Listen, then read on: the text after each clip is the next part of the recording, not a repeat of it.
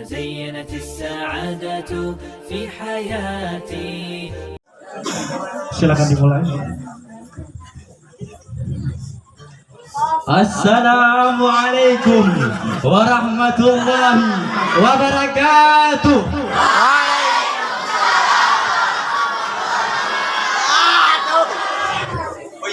Pak botak pergi ke Arab. Nek botnya tinggal sendiri.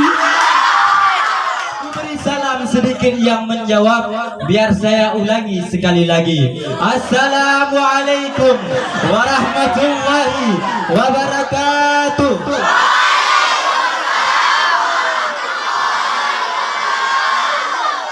Alhamdulillah, alhamdulillahilladzi hadana lihada wa ma kunna linahtadiya lana an hadanallah.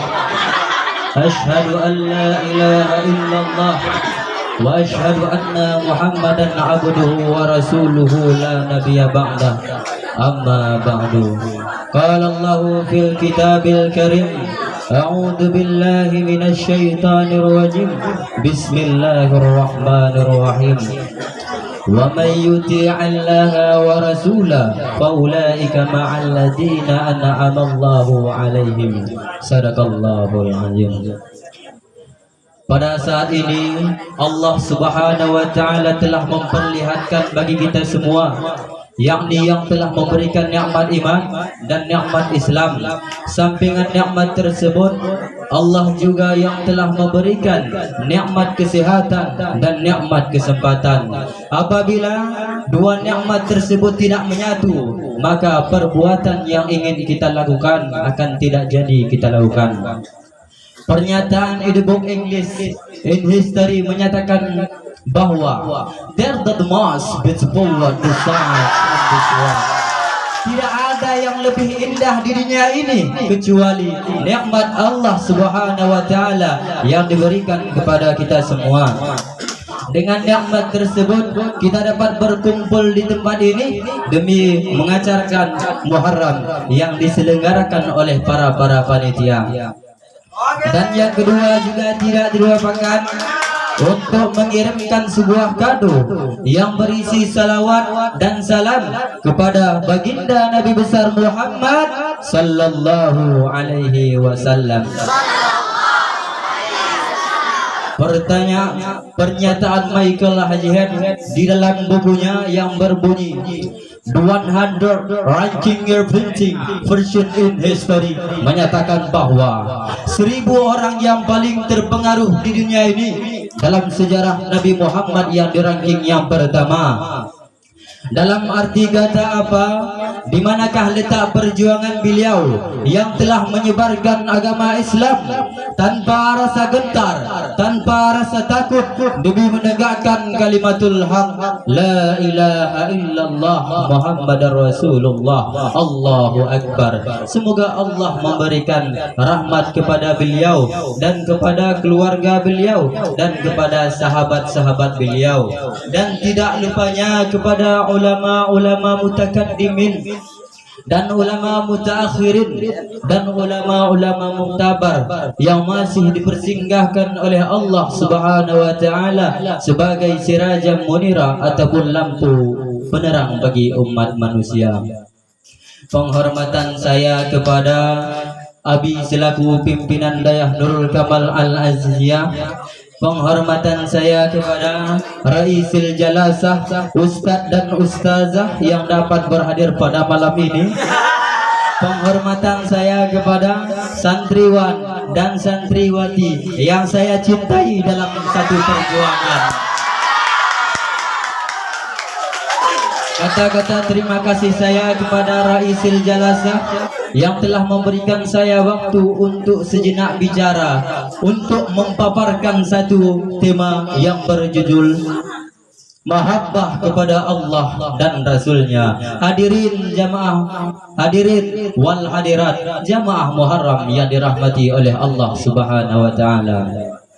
Allah berfirman dalam Al-Qur'an, A'udzu billahi minasy syaithanir rajim. Bismillahirrahmanirrahim. ومن يطيع الله ورسوله فأولئك مع الذين أنعم الله عليهم من النبيين والصديقين والشهداء والصالحين وحسن أولئك رفيقا. Sadaqallahul Azim. Yang artinya barang siapa yang taat kepada Allah dan Rasulnya, mereka itulah yang bakal bersama orang-orang yang diberi nikmat oleh Allah, yaitu para nabi-nabi, para siddiq, para syuhada, dan para salihin. An-Nisa ayat 69. Penjelasan daripada ayat tersebut ialah apa alasan Allah menurunkan surah An-Nisa ayat 69. Alasannya ialah pada zaman Rasulullah ada seorang budak yang bernama Sauban yang cintanya terhadap Rasulullah melebihi cinta seorang laki-laki kepada perempuan, seperti halnya perjuangan cinta antara Qais terhadap Laila. Al-Kisah, Sauban yang mempunyai tubuh yang kurus, kering dan merempeng, dan keluar daripada sari wajahnya yaitu kesedihan. Sampai menyatakan Sauban, "Ya Rasulullah, apakah aku termasuk daripada golonganmu di surga nanti?" Rasulullah pun menyatakan pada saat itu, "Barang siapa yang cinta kepada Allah dan Rasulnya dengan selalu berzikir dan berselawat kepada mereka kepadanya, maka akan diberikan rahmat dan ampunan dan diberikan syafaat di yaumil mahsyar nanti dan dimasukkan ke dalam surga dan menjadi teman dekat dengan Rasulullah di dalam surga." Hadirin wal hadirat jamaah Muharram yang dirahmati oleh Allah Subhanahu wa taala. Dari cerita tersebut, apa yang bisa engkau ambil dari intisarinya? Apakah engkau bisa lebih cinta kepada Allah dan Rasulnya daripada cinta terhadap perempuan dan wanita? Dikarenakan perempuan dan dunia, dikarenakan dalam firman Allah Subhanahu wa taala, "Illa bidzikrillahi tatamannanul qulub." Ketahuilah dengan mengingat nama Allah, hati anda akan menjadi tentram. Dan begitu juga, wahai para laki-laki, pendamlah rasa cintamu terhadap wanita dan dunia, karena hubbud dunya ra'si kullil khati'ah. Cinta kepada dunia adalah kesalahan yang batal yang dapat melalaikan kita atas perintah-perintah Allah Subhanahu wa taala. Ma'asyiral muslimin wa syukratul mu'minin rahimakumullah. Pada zaman sekarang banyak sekali teknologi yang sangat canggih yang dibuat oleh orang-orang kafir, yaitu contohnya sekarang TikTok yang di dalamnya berbagai macam peristiwa. Seorang anak membunuh orang tuanya, perempuan berjoget dengan laki-laki yang bukan mahramnya, dan satu sama lain memperlihatkan auratnya. Demi apa? Meningkatkan follower sampai centang biru. Tapi lantas mereka tidak tahu itu adalah jalur para orang Yahudi untuk menjerumuskan generasi-generasi Islam ke dalam LGBT, seksual, homoseks, dan lesbian, demi menghancurkan agama Islam di dunia ini.